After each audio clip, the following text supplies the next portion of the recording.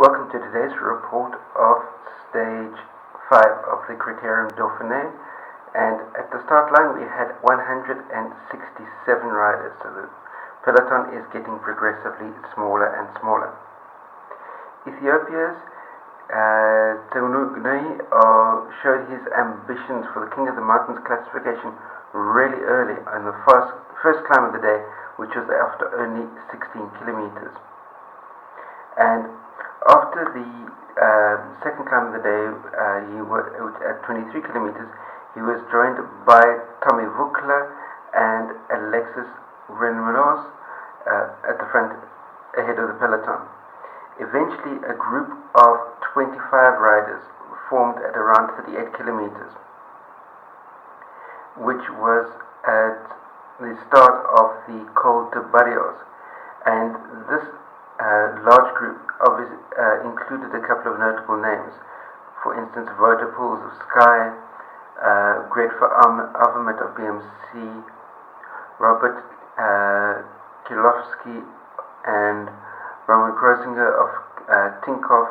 We had Edvald Boasson-Hagen, the green jersey wearer, and Stephen Cummings, as well as Daniel Teclamanot of Dimension Data and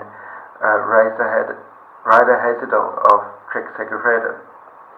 The green jersey Boasson-Hagen had only one job for today, and that was to be the lead-out man for Teclamanot in his quest for maximum possible King of the Mountain points. And the strategy worked remarkably well.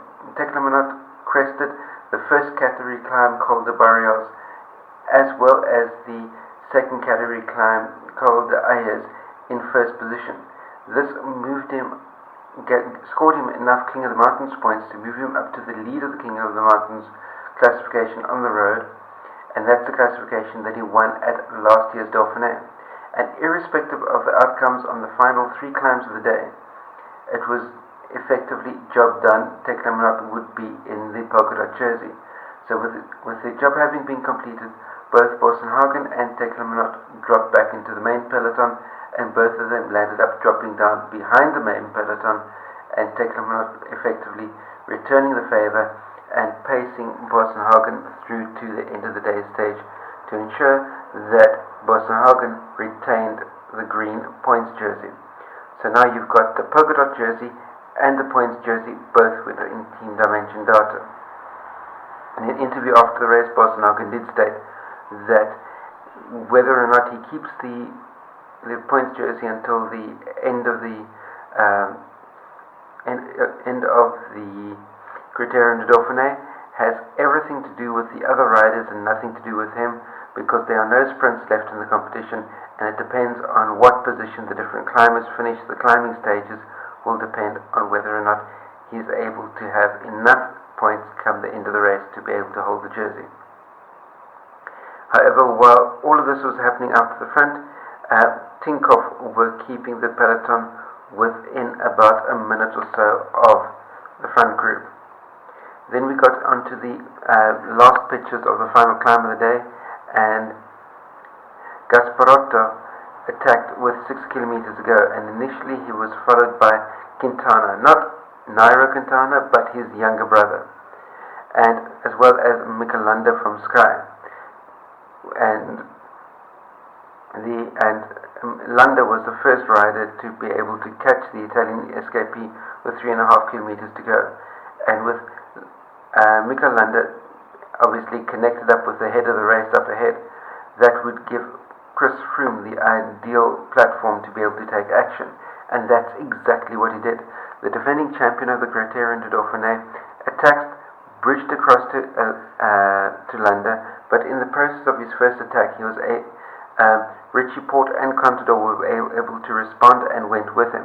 But then with 2.6 kilometers to go, Froome attacked a second time, and this time only Richie Porte was able to respond, while Alberto Contador lagged behind.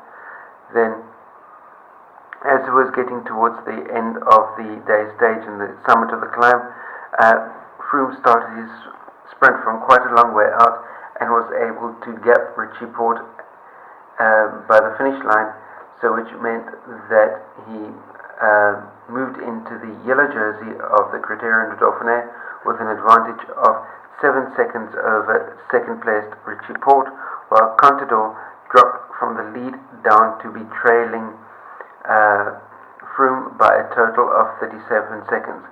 Dan Martin is in 4th place, 42 seconds down, and Julian Alaphilippe, the leader of the youth classification, retained his white jersey and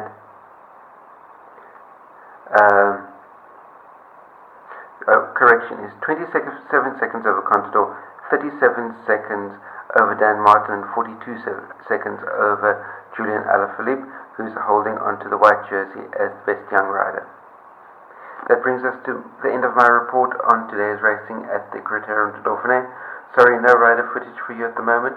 I've got a little bit of a matter going on with the ASO at the moment, where they're wanting more money than what YouTube generates for me over a 2-year period for the use of footage of one day's racing. So just my face for the time being, but be that as it may. That brings us to the end of today's update. Thumbs up if you like the content, share it out amongst your friends. Remember, any comments, questions, criticisms, post those down below, as well as hitting the subscribe button as well. Stay subscribed to my channel for all the new content that comes out every single day of the week. Remember, stay carved up for the win, and I'll see you next time. Cheers.